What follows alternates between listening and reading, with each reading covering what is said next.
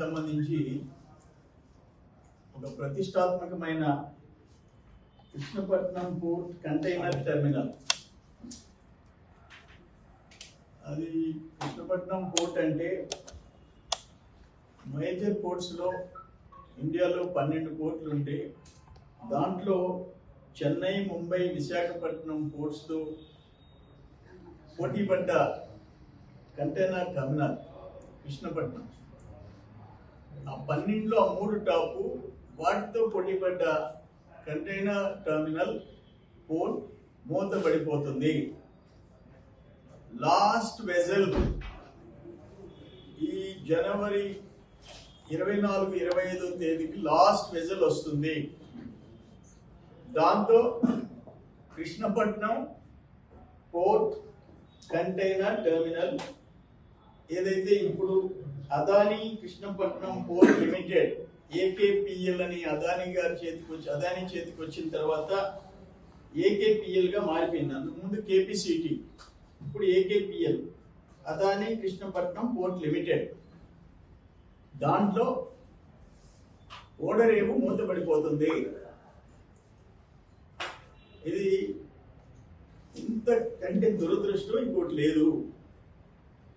ఇప్పుడు మనకి ఈ పోర్టుకి ఏదైతే కంటైనర్ కార్గో కమోడిటీస్ ఎక్స్పోర్ట్ వచ్చి Middle East, Colombo, USA, Shanghai, Singapore, Krishnapatnam నుంచి.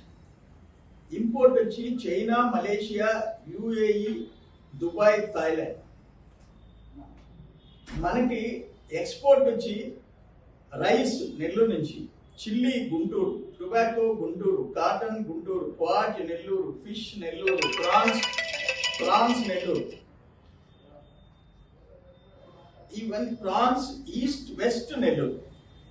ఇవి ఎక్స్పోర్ట్ మన పోర్టు ద్వారా. Import Isuzu motors Sri City, Scania motors, Force motors Bengaluru, paper rolls Hyderabad, white cement Guntur, shea nuts Nellore, solar Kurnool, LED lights, photo frames, furniture Vijayawada. ఇది ఇంపోర్ట్.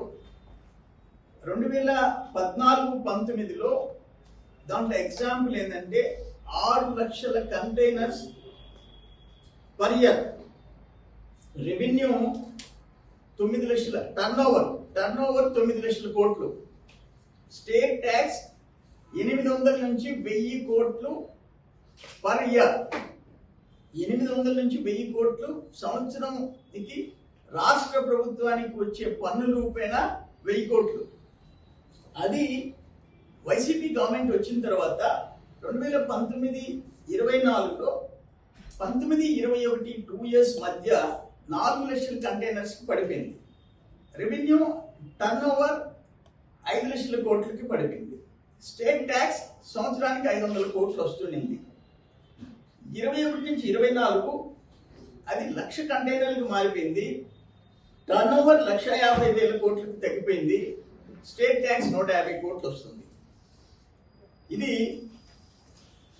ఒకటి గ్రాడ్యువల్గా తగ్గిపోవడం. ఇప్పుడు దీన్ని మార్చేసినారు. ఎక్కడికి? తమిళనాడుకి. తమిళనాడు పోర్ట్స్కి ఎవరికి ఏదైతే అదానికి అక్కడ కాటుపల్లి, ఎన్నూరులో పోర్ట్స్ ఉన్నాయో అక్కడికి మార్చేస్తారు. మనకి డర్టీ కార్గో మన దగ్గర ఉంటుంది. ఏంది? బూడిద, మట్టి, మశానం, ఇవన్నీ అంటే బొగ్గు దగ్గర నుంచి, యాష్ దగ్గర నుంచి, ఇక వాట్ నాట్ ఎవ్రీథింగ్ కాలుష్యపరమైన అది మాత్రం డర్టీ కార్గో ఇక్కడ ఉంటుంది. కంటైనర్ కార్గో తమిళనాడుకి వెళ్ళిపోతుంది.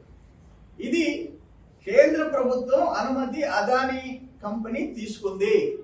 ఇక్కడ కంటైనర్ కార్గోని క్లోజ్ చేసి కృష్ణపట్నంలో డర్టీ కార్గోకి పరిమితం చేసి తమిళనాడులో కాటుపల్లికి, ఎన్నూరుకి ఆయన ఈ కంటైనర్ టెర్మినల్ని ఆడకు మార్చుకునేదానికి, కంటైనర్ కార్గో టెర్మినల్ని మార్చుకునేదానికి కేంద్ర ప్రభుత్వం అనుమతించింది.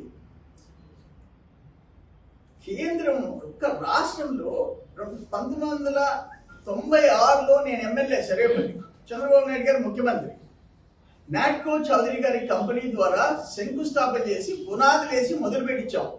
కృష్ణపట్నం పోర్ట్ వచ్చేదానికి చంద్రబాబు నాయుడు గారు కారణం. ఆ తర్వాత రాజశేఖర రెడ్డి గారు వచ్చినారు, సివి రావు గారు నవైగా కంపెనీ టేకప్ చేసింది, బాగా పీక్ తీసుకెళ్ళింది. ఈ గవర్నమెంట్ వచ్చిన తర్వాత అదాని అంటే ఈరోజు ఇంటర్నేషనల్ లెవెల్లో రిచెస్ట్ మ్యాన్, ఆయన తీసుకున్న తర్వాత రాష్ట్రానికి సంవత్సరానికి 900 నుంచి 1000 కోట్ల ఆదాయం పోవటం ఏంటి?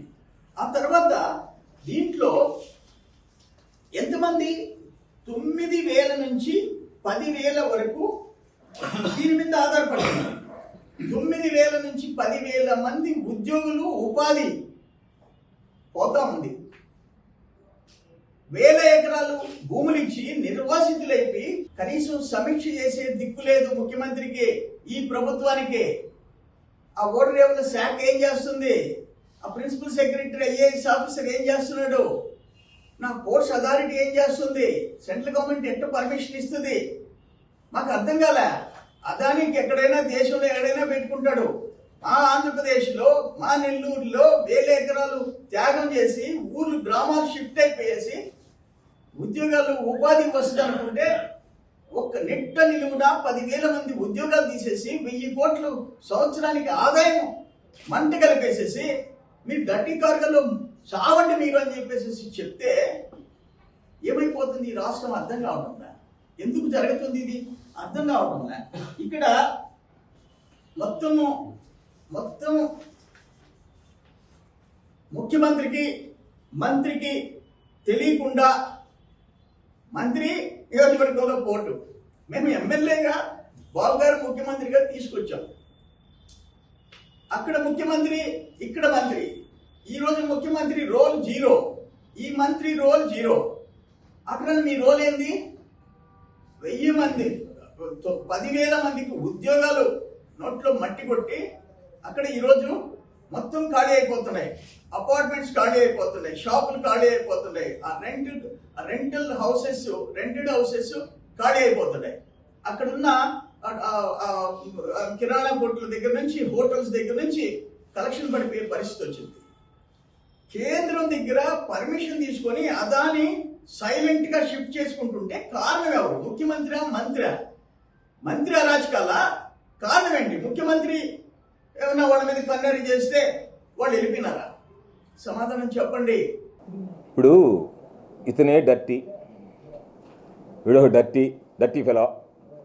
నేను చెప్పేది, నీకు ఏదైనా ఒక సమస్య వచ్చినప్పుడు ఆ సమస్యని పరిష్కరించడానికి ఉంటాయి.